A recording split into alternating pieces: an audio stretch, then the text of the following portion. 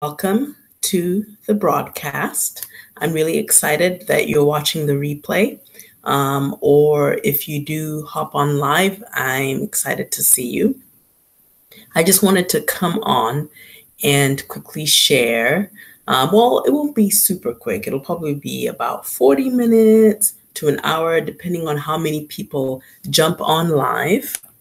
Okay, I'm just making sure my volume is up here, depending on how many people jump on live, okay, and how many people ask questions. Sometimes people ask questions in the comments or they'll email me privately, but I want to share 8 of the most common pitfalls that I see for artisanal beautypreneurs, or even people who aren't going artisanal necessarily, but are starting off manufacturer. There's some key things that you need to do in order to be successful, because I've spoken to several people, and these are smart people, smart business people who've been successful in other areas of their life, but for some reason they created a beauty brand and it just didn't sell. Or people who maybe are just starting out and this was their first venture and it just didn't work out, and they kind of gave up too soon. And partially is that they started the wrong way and they could have tweaked and fixed their, offerings along the way. But when you just have no guidance and no help, and sometimes people are very competitive and they don't want to help you, it's hard to know those things. I just wanted to come and share what those things are. And the first thing that I want to share is being isolated. Okay, so I'm going to share the 8 things. And then after that, to be fully transparent, I am going to share a new program that I'm starting. I have about 5 more spots left in the upgraded one-on-one, and, the all access passes, as many people want to join. So I'll share that afterwards, and I'll share how joining that program helps you avoid these pitfalls. But the first pitfall is isolation. Hi, it looks like I have 6 people. Feel free to say hi in the chat so I know who you are. If you want to say where you're watching from, that would be awesome. So the first pitfall I see that people, fall into is that of isolation. Doing everything by themselves, either because they want to or because they feel they have to, because they don't know that there are options out there to help them. There are tons upon tons of online groups. Many of them are free. Some of them are low cost. Some of them cost a little bit more. That's one way to not be isolated.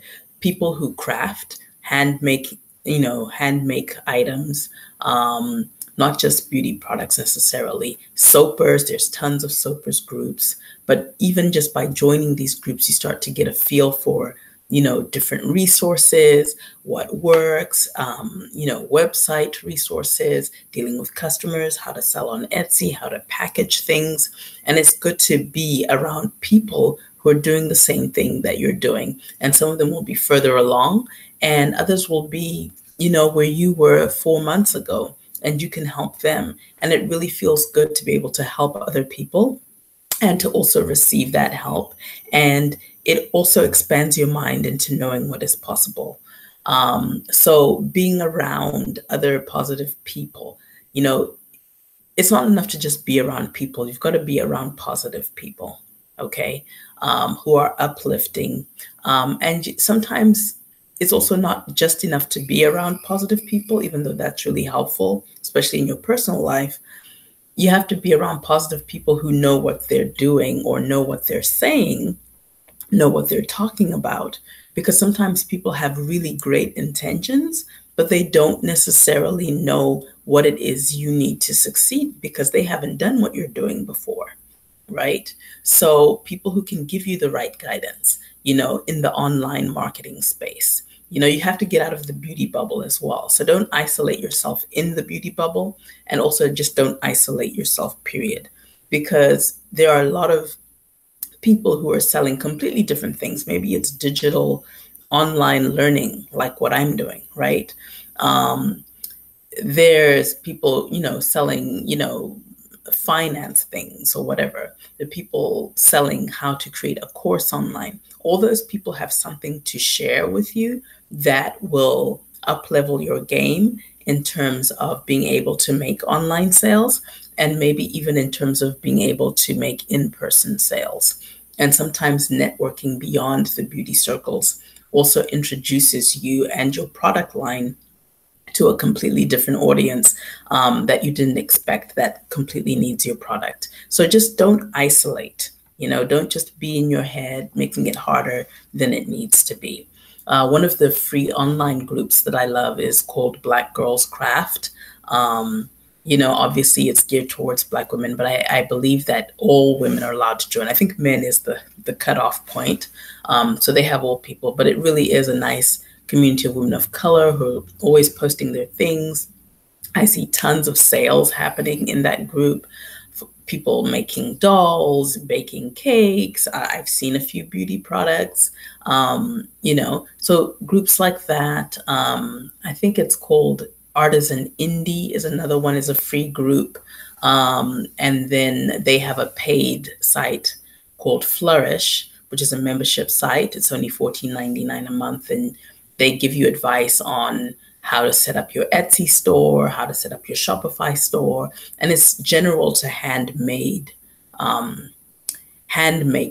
crafters, including beauty products, but it's not specifically geared towards that. But these are all things that you can do, get a mentor. All of these are things that you can do to not isolate, so you don't make stupid mistakes, because they've made the stupid mistakes in the past and they're like, oh no, girl. Oh, dude, before you do that, don't do that, because that's a mistake for such and such a reason. Okay, so don't isolate. And that leads me to the next thing, which is the mindset piece. People think, why would you talk about mindset? Don't try to be an inspirational teacher. But the truth is that the reason why most people are not moving forward is it's all mental. They think that they can't do it. They feel like they need to have someone do it for them. We're sort of trained to sort of genuflect to the lab coat, like, oh, if they're a scientist, then they're going to get it done and this and that, But that's not always necessarily the case. Sometimes people who have the external qualifications have a really bad attitude. And a long time ago, over 20 years ago, I was working at a very high-end 5-star hotel chain. And when I was interviewed, they kind of make you go through the whole thing. If you're interviewing for a dishwasher position or a manager position, they make you interview not just with human resources and not just with the department, but your last interview is with the president of the hotel or the general manager, I guess is what he's called, or the vice general manager. And so I was sitting with the vice general manager, and he had worked his way up like the Four Seasons chain. And he started as a busboy or something, sort of more entry level and humble, right? And he'd worked his way up the chain. And he said that one thing he always looks for when he's hiring is someone with the right attitude. He doesn't care as much about the qualifications. I mean, sometimes they're important, but honestly, that's the last thing he looks at. And he's hired plenty of people into higher level positions that weren't as quote unquote qualified on paper because they had the right attitude. Because he said, if someone has the right attitude, you pretty much can teach them and train them to do anything. You can teach them anything. But if someone has the wrong attitude and the best qualifications, you can't work with them at all. Okay. So know that your attitude, everything about your mental is what allows you to succeed. Because when you have the right mental game, any challenge is about, how do I figure this out? It's not about, okay, this has stopped me and just, woe is me, and I'm going to put a knapsack on and, sing spirituals or whatever. You figure it out, and that comes from belief in yourself. And when you believe in yourself and you say yes to your dream, all the help you need just comes rushing towards you.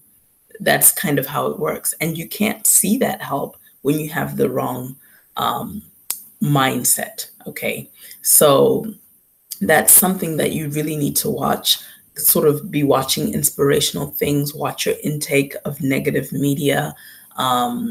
You know, make sure you are eating well and, you know, exercising and sleeping well, all of those things, because they add up to your ability to be positive, right? So continually take in the things that you need, whether it's spiritual things. Do you need to go to synagogue, mosque, church? Do you need to read inspirational books? Do you need to, instead of listening to the radio, do you need to be listening to audiobooks that are positive? Do you need to watch your YouTube channel and then just have a playlist of positive people that you continually go to, you know, instead of taking in rubbish? I mean, we all need entertainment and to unwind, but if that's 80% of what you're taking in, it's going to reflect in how you feel about yourself and what you feel like you can accomplish. Okay, so that's why in my coaching program, I have a huge mindset thing, and I have, you know, people come in and actually teach things. Like I even have a personal trainer who's going to come in and give fitness advice and, you know, dietary advice and all of the things, because I know that it's such an important part of how you elevate yourself. Okay, so the next thing is creating a hodgepodge line. I'm just going to take a sip of water here.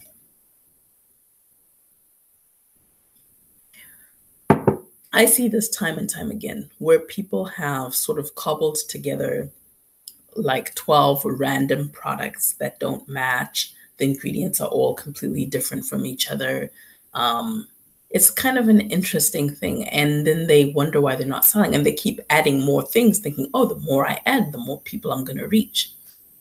And to a certain extent, that does work if you're creating something like a family brand, because usually in a family, there's a diverse number of people with different needs, right? And to cater for, ranging from babies, you know, to adults. Are the adults male? Are they female? Are they a combination? You know, all of the things, teenagers maybe, and toddlers in there. Everyone needs different things.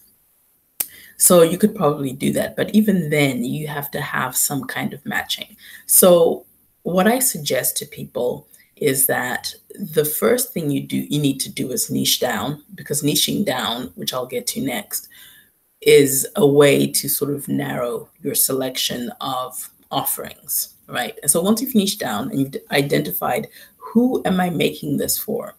Who is this custom made for? And then you select a theme around how you want to offer it to them, you know. So that's also part of your branding, is that theme, you know. Is it a sort of a geographical theme? Is it for young, hip people? Are you catering to middle-aged people like myself? Are you catering to like Boom by Cindy Joseph? They're like, you know, if you're 45, you're too young for them. They're looking at women who are in their 50s and 60s and catering to them, right? And they don't even phrase it as anti-aging. They call it pro-aging, you know, so they're kind of taking that stigma away. So just who are you catering to specifically, right? And then have some anchor ingredients to create your signature line. Like if you look at Shea Moisture, they have a gazillion lines, but each line is very specific. For example, the curl and hibiscus line. You know, we already know what that's for, what it's catering to. It's called, the coconut and hibiscus. So we know that there's coconut and hibiscus in each item, all of those sort of things, right? And then they have, you know, the baobab, low porosity, then they have the yucca root and this. So everything in that line has those kind of ingredients. So I advise that you choose 2 or 3 botanicals. You know, you can do more. You can even go up to 5 or 6 botanicals, depending on what your line is like, right? And then, you know, have about 3, you know, oils, maybe 1 butter, you know, or 2 butters, but just a set, you know, sort of collection of ingredients. And those are the anchor ingredients for your line. So every time you're talking about your line, you're saying it features green tea, It features, guava leaf. It features this for moisture. It features that for exfoliation. All of those things. But it's like when you're an artist and you go to a gallery to display your things, usually you display it in collections. There's usually a theme around each collection you're displaying, you know.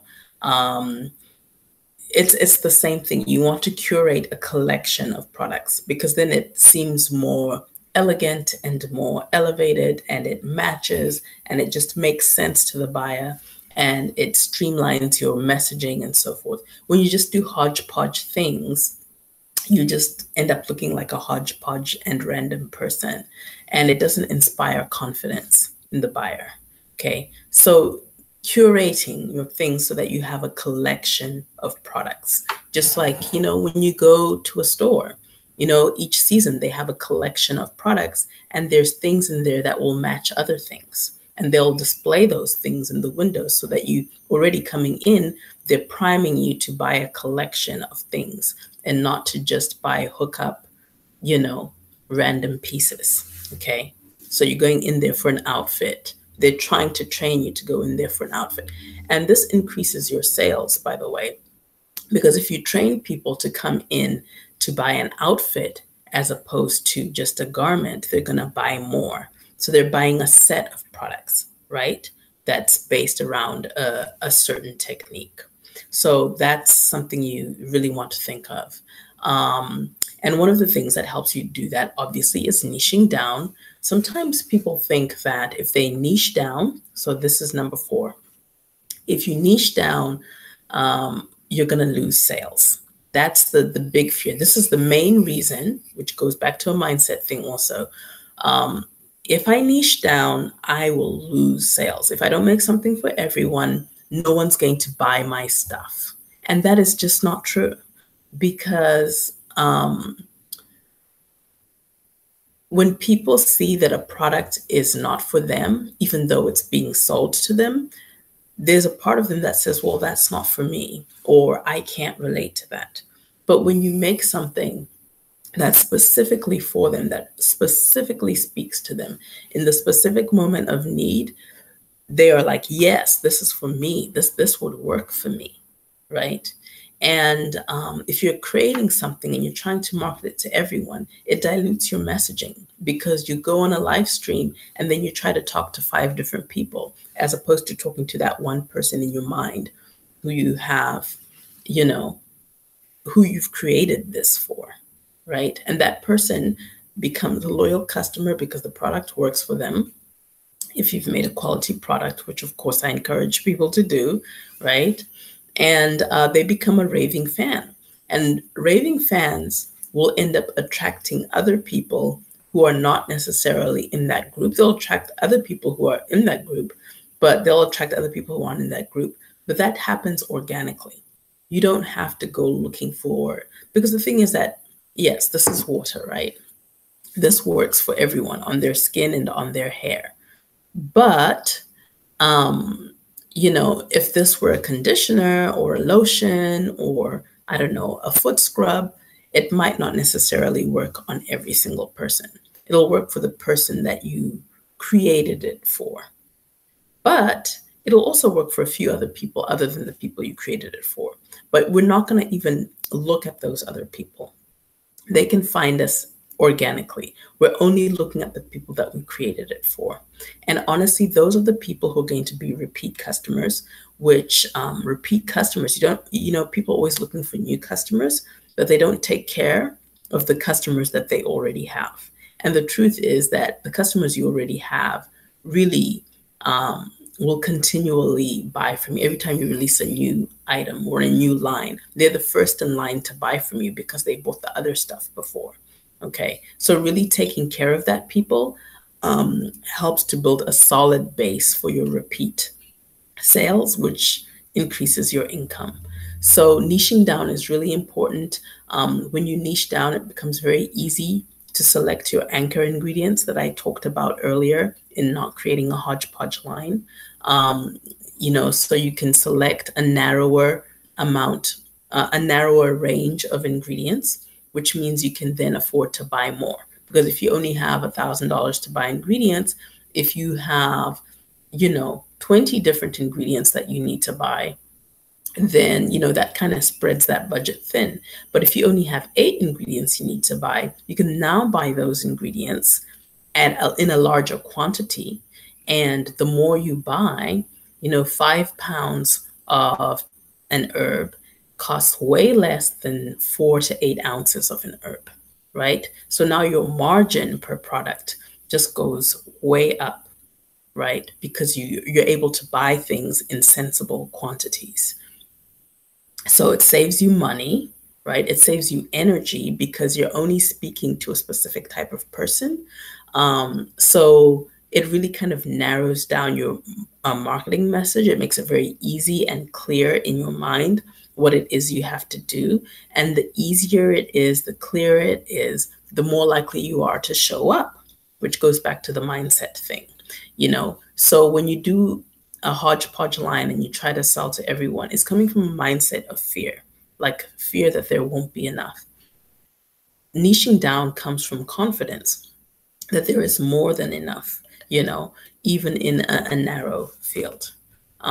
So it just saves you energy, mental energy. It saves you time. It saves you advertising dollars because now you don't have to create 5 different avatars to advertise to. You're just advertising to one avatar.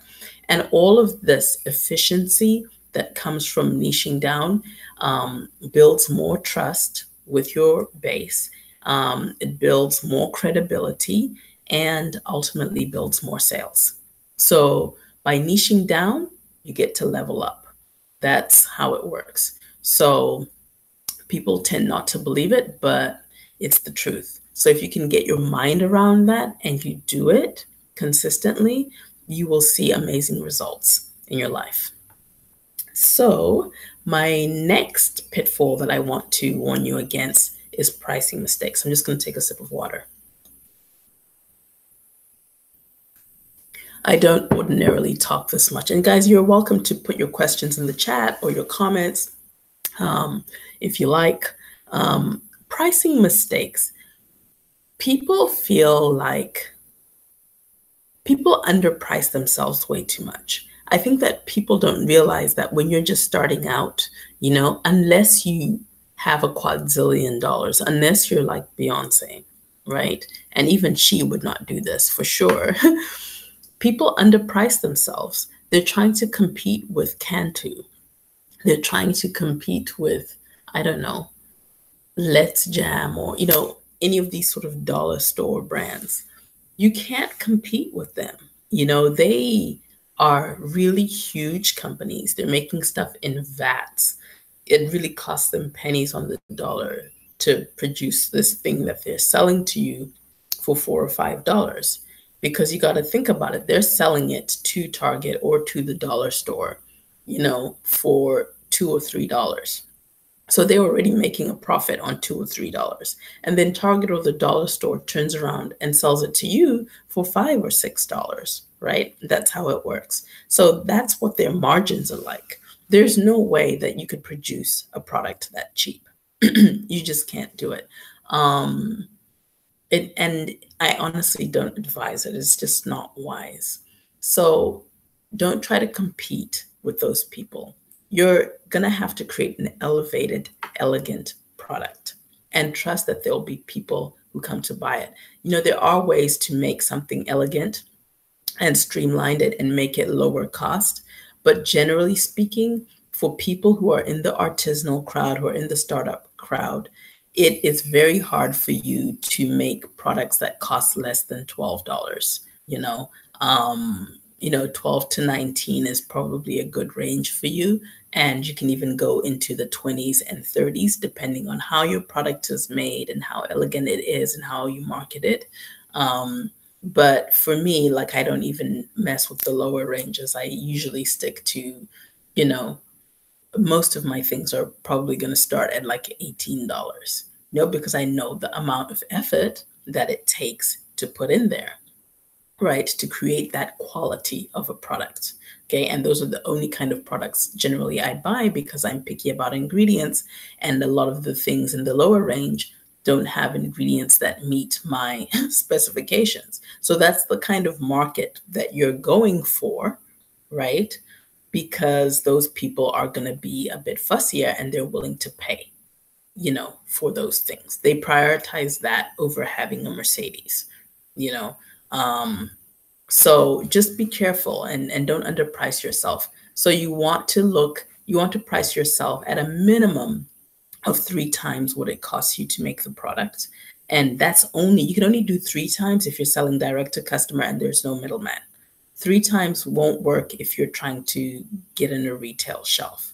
If you're trying to get in a retail shelf, 4 to 6 times is a good margin. And then you will really kill it when you do it direct to customer, because then your margin is really nice and it's flexible, allows you to do other things. And you also have to realize that the amount of profit you make isn't all going to go in your pocket. Some of that profit will go into accommodating things like, oh, the price of, I don't know, calendula flowers just really super spiked up all of a sudden because there was a drought and they didn't harvest very many. It'll accommodate things like new laws and taxes. It'll accommodate things like you just got into a certain market that you've been wanting to get into, and they have a setup fee. It'll go into things like, you were really struggling with this particular tech aspect and you had to hire someone to fix some things on your website or to create your website. You had to, you decided to do some Facebook advertising. So you decided to spend money so that you could make more money, so it's not all going into your pocket. That's why you need that cushion so that you can pay for the structures that help your business grow, right? And if you have just like a teeny little bit of wiggle room, you'll never do the things that it takes to grow. You'll always be struggling and always feel like work. And that's a problem, So you have to price yourself with growth in mind. You can't price yourself into a box of restriction.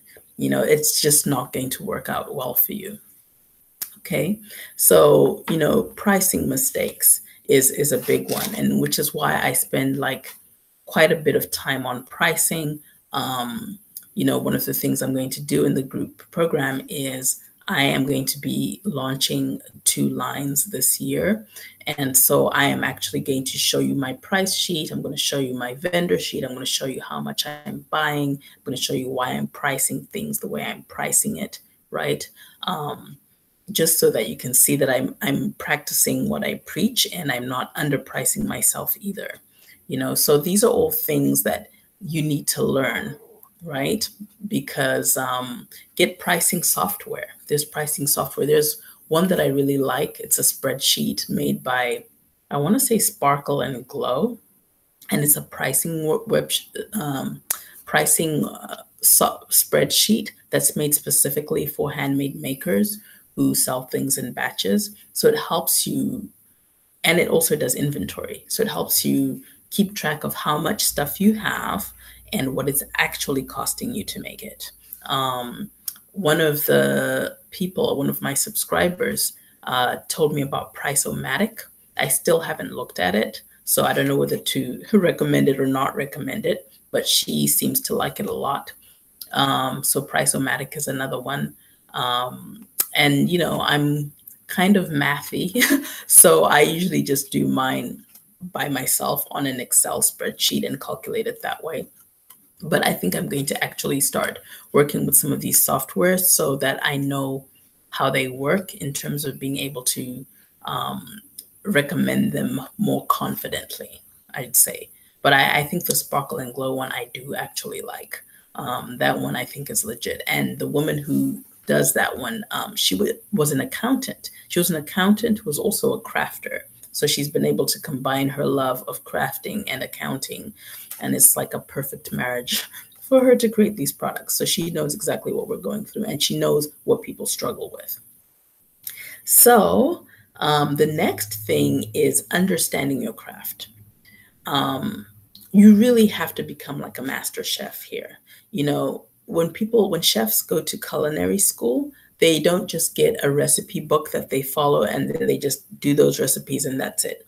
They sit in class. They have, if they're doing pies, they get a class on the theory of pies and all the different kinds of pastries and the proportions of fats to flour in the pastry and what happens if you want to sweeten a pastry. Can you add flavors and this, that, and the other, right?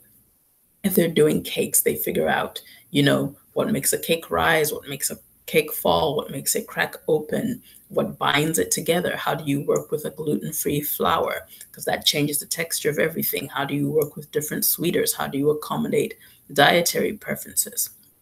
So by the time they graduate, they know not only just how to follow a recipe, they understand techniques. They understand what different techniques are applied in different situations.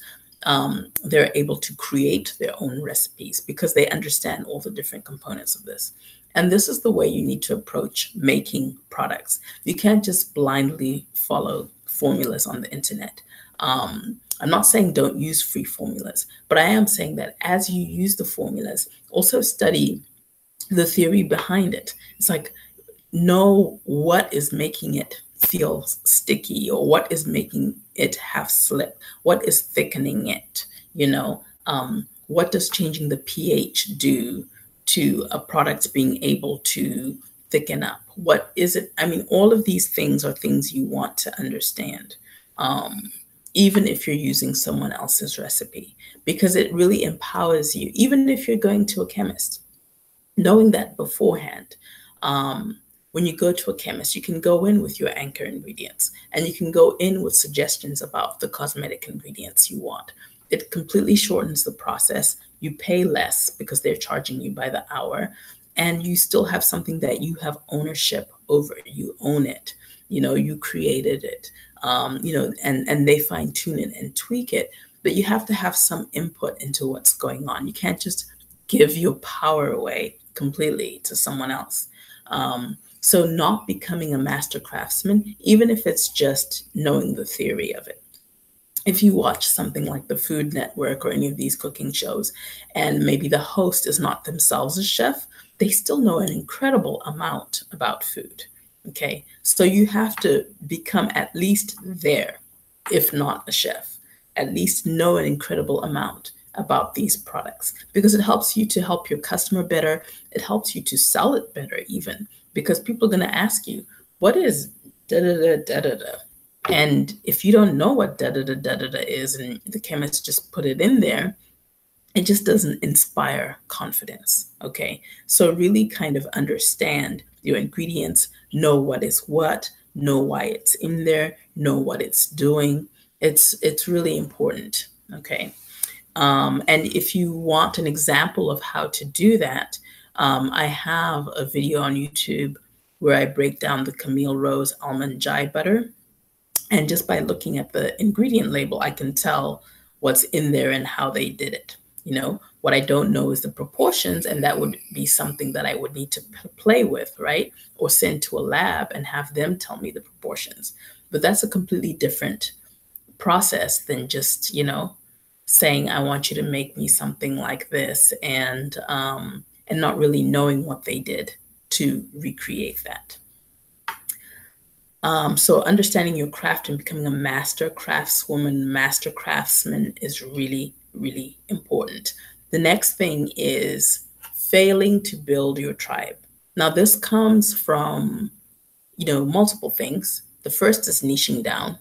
You can't have a tribe. A tribe by definition is people who are united by a certain thing, you know, whether it be an ethnicity, whether it be an interest, whether it be whatever. You know, in your case, it's a specific beauty need or interest, right? And it has to be very specific. It can't just be natural hair. Natural hair is not a niche. It's a segment of the population, and But in terms of when you're looking at it as a maker, natural hair is not enough of a niche. It's not specific enough. Are you talking about, maybe 25-year-old men who have short, natural 4C froze that they just like to pick out, or that they like to do little, twist outs with? Are you talking about, women who like to do wash and goes who have a looser curl pattern? Are you talking about, protective styling for women with type 4C hair? Are you talking about protective styling for kids with type 4C hair, or kids who have mixed hair? Protective styling from them, because they need different things. Like they need, more control because their hair frizzes more than a type 4 hair does, right? So these are all things that you want to think about. You want to build your tribe, your loyal following, based on a unified message, which you get by niching down, and also which you do by showing up consistently, giving them what I call the method. The method is, you have to have a technique process associated with your products, because I can get like 4 or 5 different random products, and if I don't know how to use them and I use them the wrong way, I'm just not going to come back. But if I have really been educated in the free content of how to use that product, I know that if I want to have a protective style, this is the order of steps I should go in to have a protective style that's moist and that lasts and that has hold and so forth for the next 5 to 7 days, or however long I'm keeping it, right? Excuse me. So these are all things that you need to do. Teach people how to troubleshoot, because maybe you do have 6 products and it can work for 2 different hair types. And so maybe some people need, the thinner products, the less creamy products, and some people, need the thicker products, right? So for example, with looser textures, they can take creamier leave-ins, but with tighter textures, actually more watery leave-ins work for free hair, right? But then when you go into protective styles, you need the reverse, where the heavier butters and so forth will weigh the looser textures down, right? But they are perfect for type 4C hairs, for twist outs and so forth. So it's like for wash and goes versus protective styles, the order tends to be reversed in terms of what people need. So, instructing people step by step on what to do, and also giving them little at-home tweaks, like, hey, use a fresh aloe vera leaf, as a pre-poo or as a deep moisturizing treatment. Don't be afraid to give them things that you are not actually selling, to do that enhances the use of your products, right? So just be generous and be about empowering them to have the best solution for their problem, and your products will sell themselves, because people can tell when you're trying to just discourage them from doing anything other than what you sell. It's ridiculous, and people aren't that stupid. And it's not good for you either. It just feels stingy. If you start to feel stingy in what you're doing, then you're doing the wrong thing. Just stop, pause, take a breath, and think, what could I do that feels generous and feels right?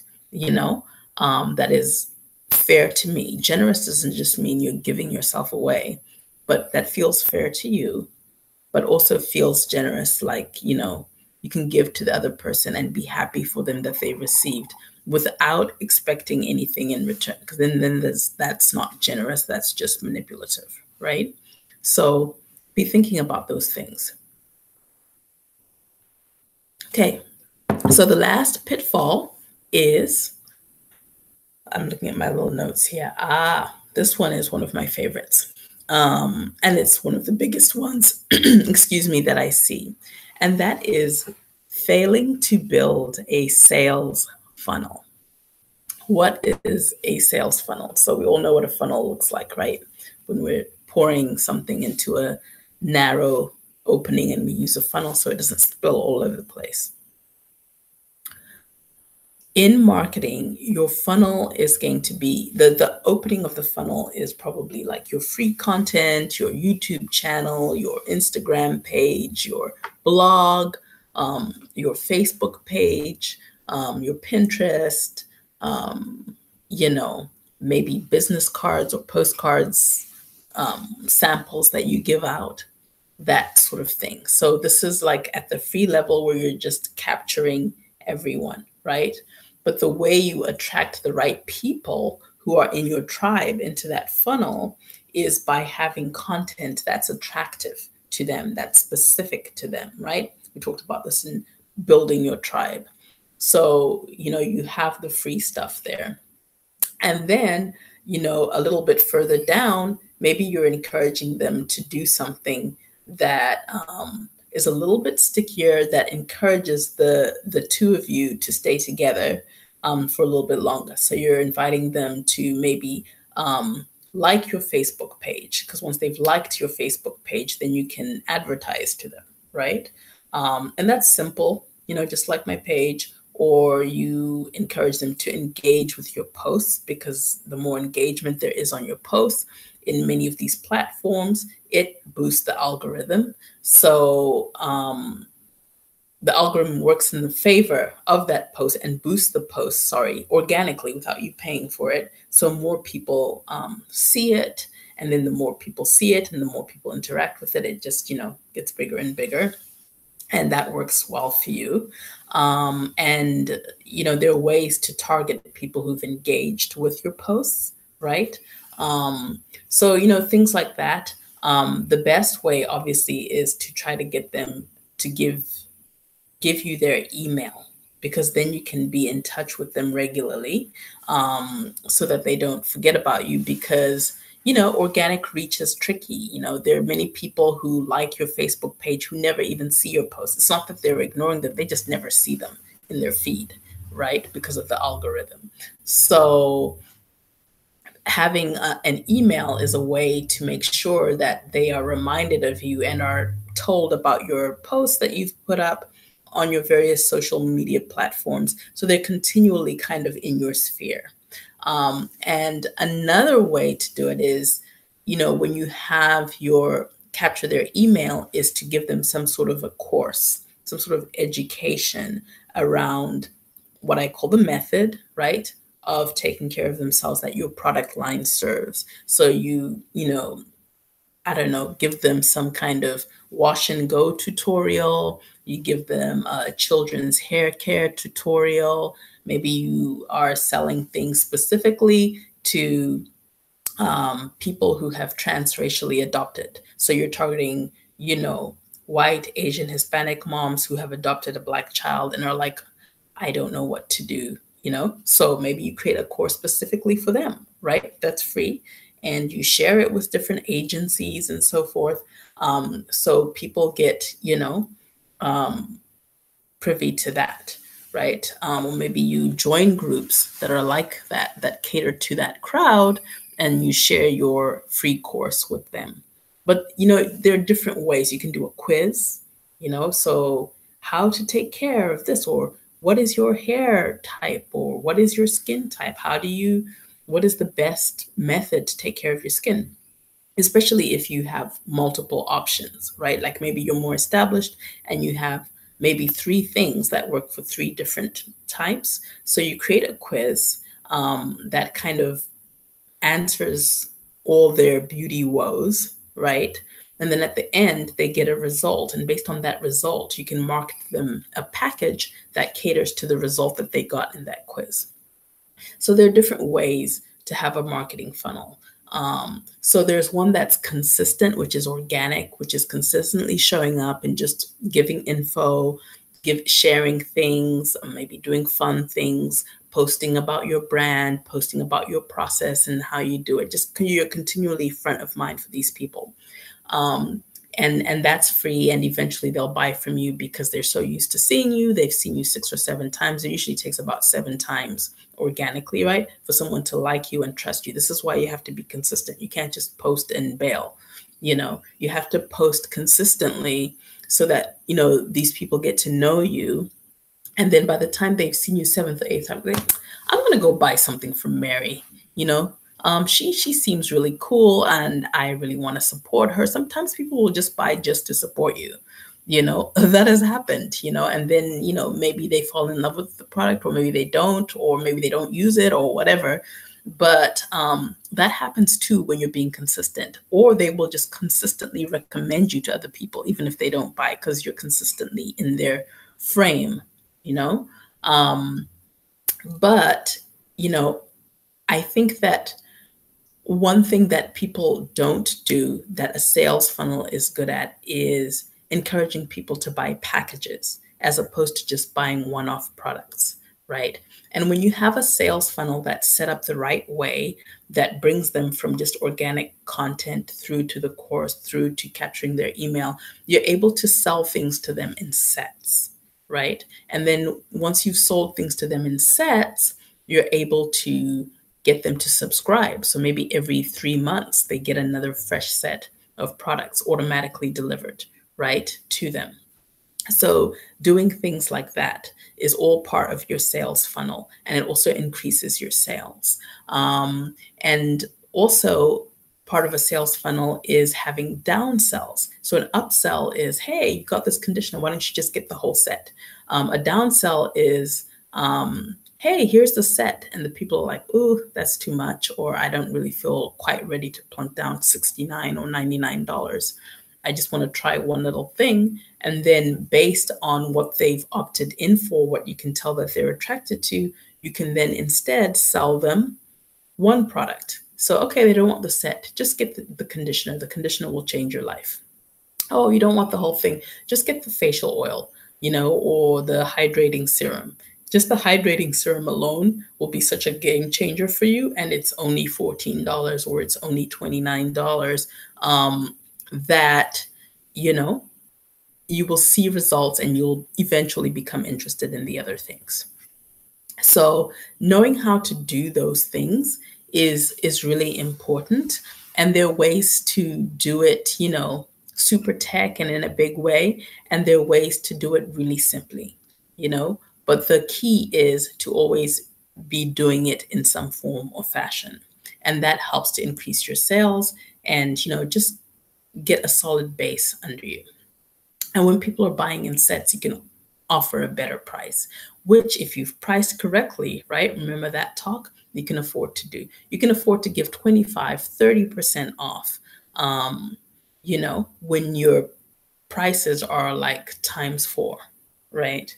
That's harder to do when your price is ×2. When it's ×2, you can never give 30% off. That would kill you. You'd just be breaking even almost, right? You can never afford to give free shipping because products are heavy, right? So if you haven't priced yourself well, you can't afford to pay $14 to ship something out, it just makes no sense, right? So price yourself well so that you can have this sales funnel. It's a benefit to your customer. It's a benefit to you. And sometimes it makes things easier as well, because you can just know that, hey, in June, I have 3 packages due. I have 3 months to make this many conditioners or this many face creams or this many deodorants or whatever it is you're selling. So those are the main things that I think would really help a person. That would have really helped me when I was starting out and making like big and crazy mistakes that I wanted to share with you. And so I have created a group coaching program. I'm just going to sip a little bit of water before I talk about it. So I've created a group coaching program, and it's called Freedom Through Beauty. And what I've done with this group coaching program is take care of all those pitfalls. Okay, so over the course of like 16 weeks, there will be different things that I cover. The first month is really kind of a foundations month. So we really get to hone in and niche down, make sure everyone has selected their niche, right? We do ingredient mapping, so finding those anchor ingredients for each person and really going into detail on how to do that. We're going to go into pricing, and then we're going to go detailed pricing workshop, right? Where we talk about how to source, where to source. Obviously, things like resources of where to get stuff is included. And I do include resources by region. North America, United States, and Canada. I do Australia, and I do the UK, and I do South Africa. Other areas in Africa, I'm still working hard to source. But, I do have clients in Zimbabwe, Ghana, and Kenya, and they've all managed to source things for their product line. So, I work really hard to make sure that I have the resources for everyone to get what they need. But, if you are in a place that's outside of the main areas that I cater to, you really probably need to have the ability to import some things, because it might be harder to get things for you. So those are people that I cater to. And then after we've done that foundation month, we go into, a week of just doing cleansers. And then we do another week of doing, cream stylers. We do another week of conditioners. We do another week of, face creams and body creams. We do another week of, hairstyling, like 1 week is hair gels and 1 week is cream stylers. We do anhydrous products, like the balms and the pomades. And I've divided each section into groups so that you can understand the principle of each thing.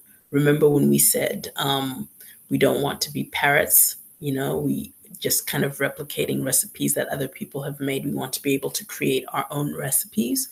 So I teach it in that style. And then at the end of it, I also give you recipes. So there's a formulary that we build as we go through the course. So there are recipes that you can just go in and just replicate. And there's also, us going through the formulation process and figuring out what it is we want to make for ourselves, if that is what's relevant to you. And so this caters to skin and hair. The 4 main niches I will be covering are natural hair, baby and mama,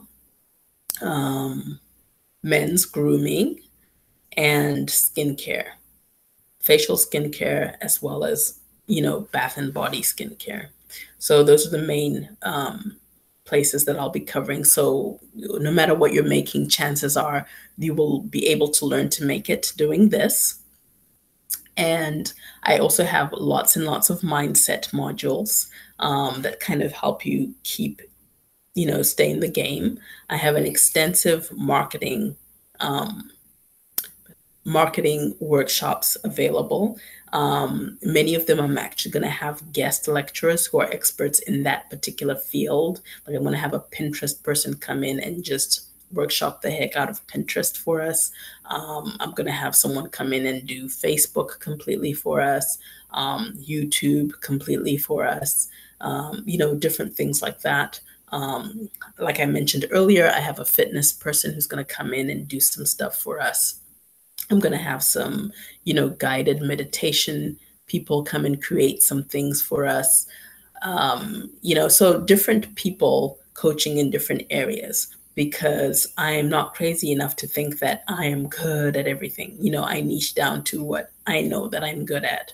And I call in my network of colleagues to come in and just make it good for you guys. Okay. So there are 2 levels at which you can join this. One is what I call the All Access Pass. And this one is really a no-brainer, because some of these workshops I will offer as well and kind of open them to the public. But, and they will pay anywhere from $25 live to $49. And some of them might be $69 for the recorded workshop, right? With all the worksheets and the video and, all of the things. But for the all access pass, you have access to all the workshops that I do throughout between now and really the rest of the year, but definitely through September. And it's a way to have access to the membership site that I'm building in perpetuity. And you only pay $199 and you have access to all of it. You can join the group Q&As. You can join the private Facebook community in which I'll be very active. You will have email access to me, and I will answer your emails on specific days, which I haven't decided yet. It'll either be Tuesday and Friday or something like that. And so there you have it. In terms of the second package is $6.99. You can either pay it in full, or you can spread it out over 4 months and do 4 monthly payments of $199, which makes it a little bit more, but it might make it more affordable for some people to be able to spread the payments out. And what's different about that, in addition to getting the all access pass, is that you also get 10 coaching calls with me. So 10 one-on-one coaching calls that are 45 minutes. I send a detailed email summary, for that. I usually charge $99 for one of those coaching calls, and you get 10 of them, pretty much for free, right? And you get priority email access, which means that I'm answering your emails within 72 hours, but honestly, it's usually within 4 hours. Unless it's a day like today where I'm kind of busy, but usually within 4 hours, I answer emails, and I give up to 72 hours just, to manage expectations and so forth.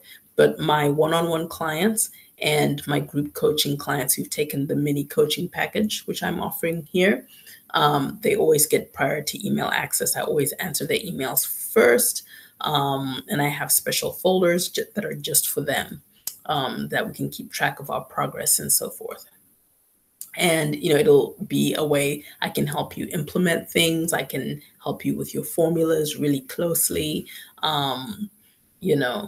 So if you want that extra hand-holding help, plus the mental of being able to connect with me voice to voice from wherever you are in the world on a consistent and regular basis, really helps to move you forward and helps you feel more confident in what you're doing and not be so isolated. So that is what I'm offering right now. The page to join, let me see if I can enter it in here. I'm just going to type it in the chat.